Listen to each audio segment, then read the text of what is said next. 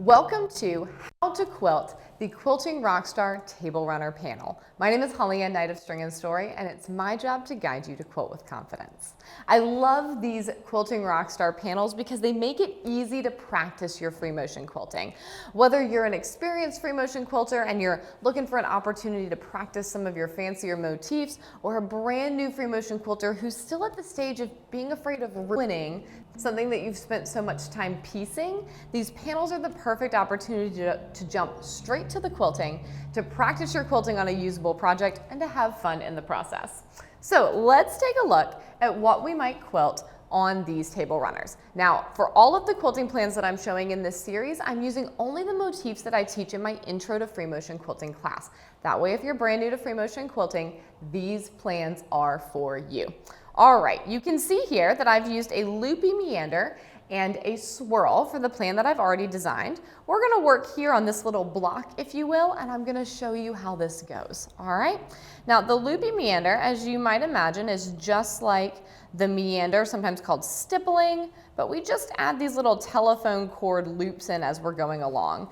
The result is that it's generally a slightly looser motif. It goes a little bit faster. Some folks find this one actually a lot easier to learn first. So if you've tried to learn the meander and you've had a little bit of trouble with it, try adding some loops in and see if it takes a little bit of the edge off.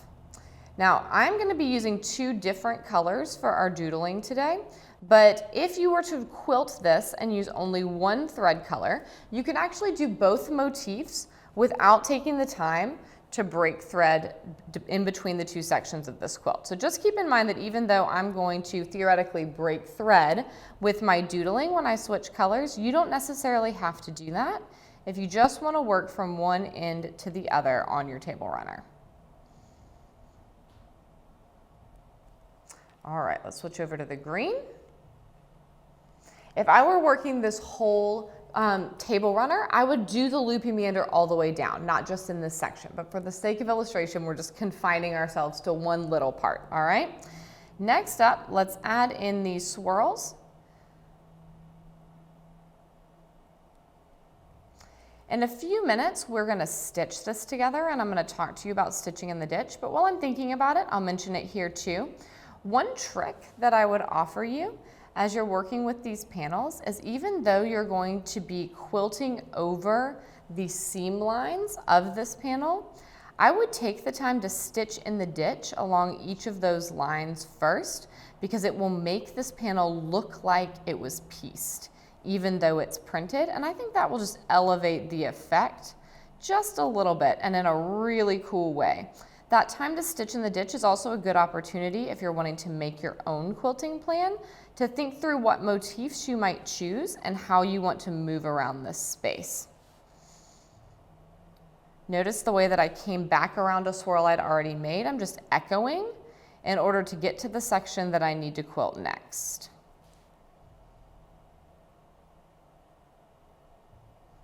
So here I'm going to add this little echo, come back around, and then continue swirling.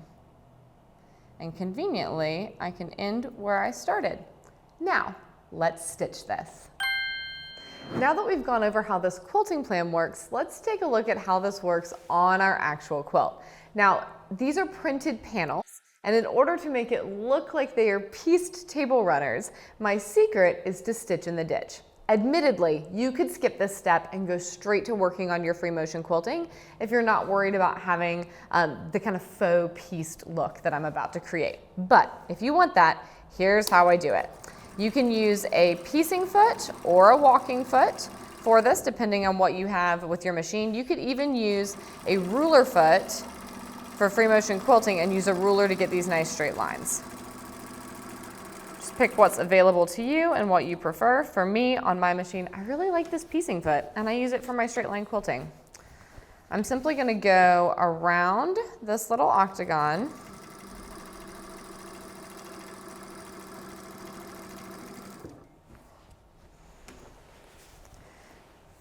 and go back and forth through the center, and then I'll do one last pass around the whole outside at the end so that everything looks pieced together.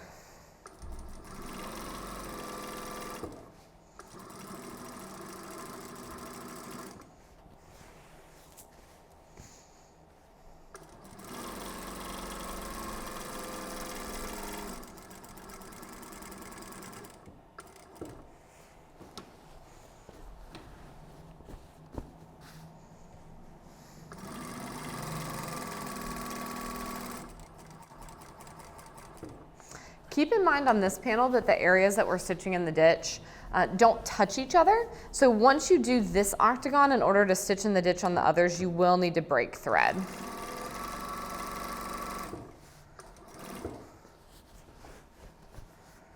Just a little adjustment to make sure I don't quilt over another portion of my quilt here.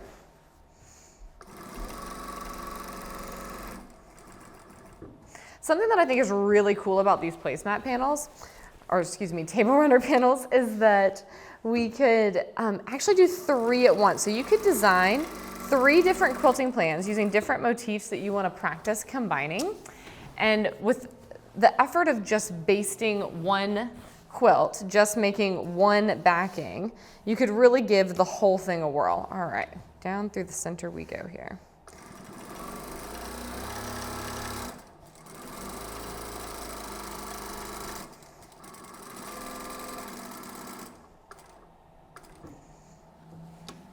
All right, you can see that I have done all of my crisscrossing lines to separate these sections. Now I'm just going to go all the way around the edge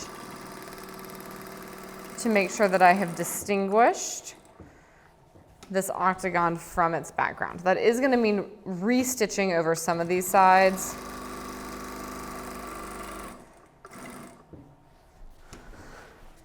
And that is totally fine.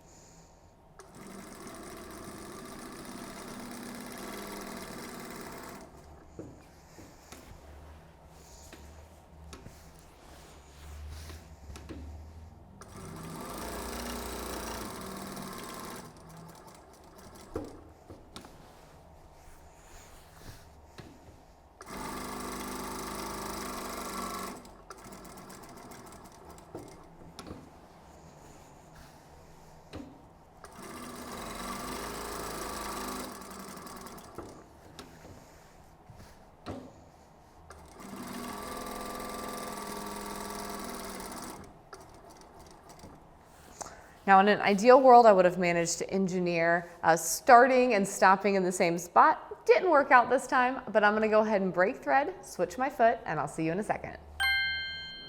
As we start free motion quilting this section of our table runner, I'm gonna do exactly what I talked about with you during the doodle plan process. Now, when I was drawing our doodle out, I used 2 different colors, but I've chosen my thread color for this section so that I can show you exactly how I would go from the background into the center of the focal medallion of this table runner and then back out again. All right, now we are going to be doing this loopy meander together.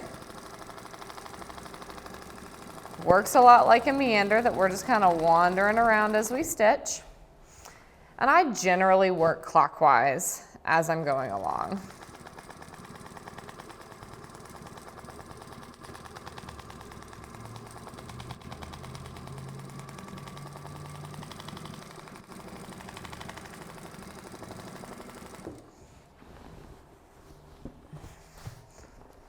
Keeping your quilt up on the table will help it from being too heavy and pulling too much on your needle.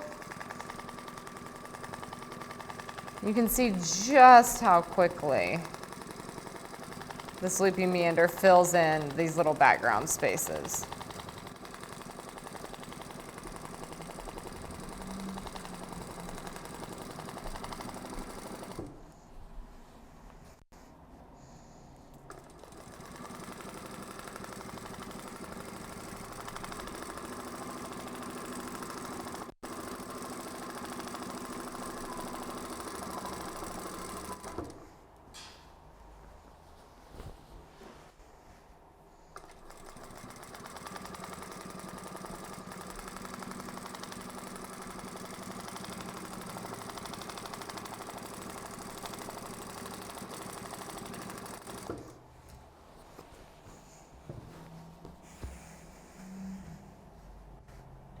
Working right on the edge or a corner like this can make it a little bit trickier to make sure that you keep your quilt up on the table. So just pause often as needed to rearrange.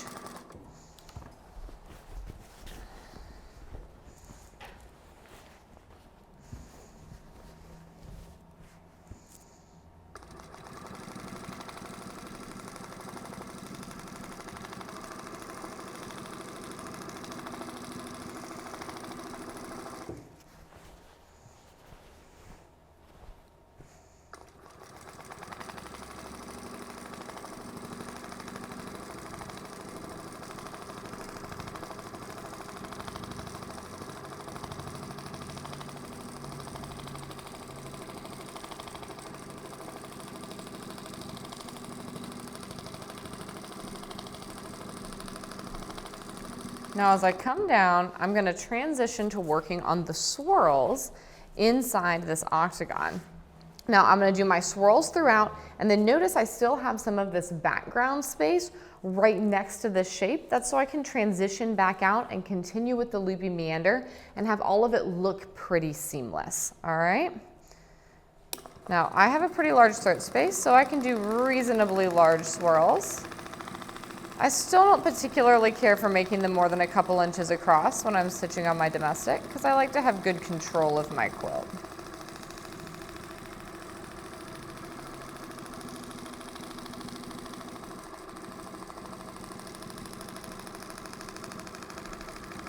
I can always use echoes to make them look a little bigger and to help transition into the next shape.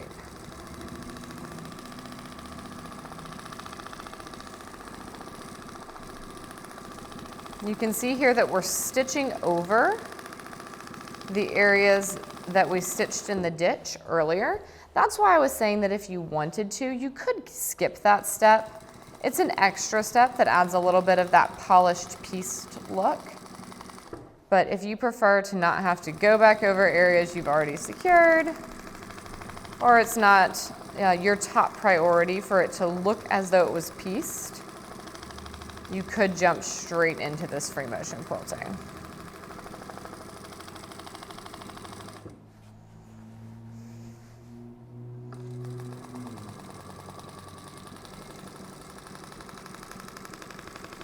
Now I want to keep in mind that this side of the octagon that I'm quilting on right now is also where I want to exit in order to continue that loopy meander. So it's going to be in my best interest to do some echoing as I come out and move back around this shape so that I'll be able to get out later.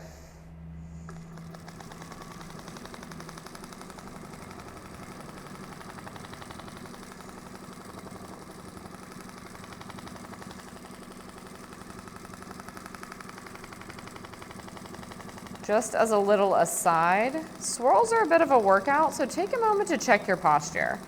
Make sure you're sitting up tall, you're not slouching too close to your quilt.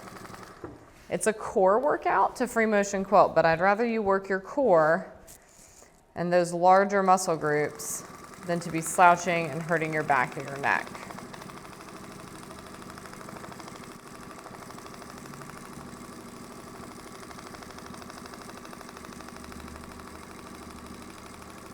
This swirl here is a great example of using an echo to make it bigger,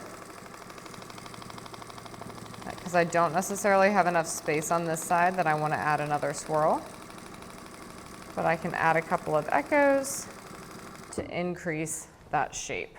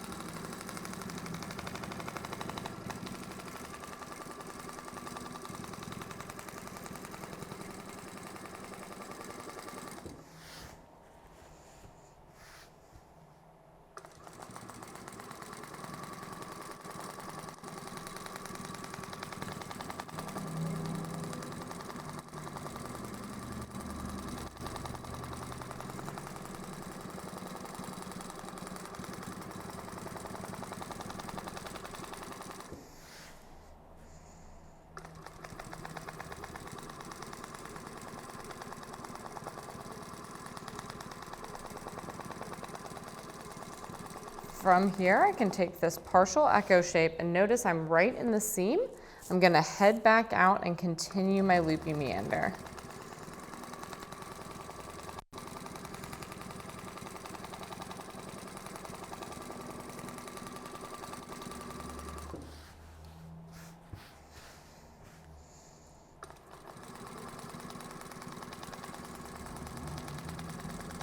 And if using that same concept of working around the quilt, I'll actually leave this area over here currently unquilted. So as I come around the whole of the table runner panel, I'll be able to meet back up with myself and make those lines of where I stitched when as invisible as possible.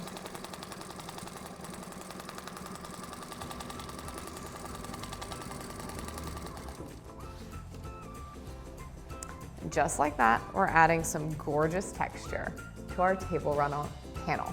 Make sure that you head over to my website to see more quilting plans, to get your panels in coordinating thread, and to learn more about intro to free motion quilting so that you can quilt with confidence.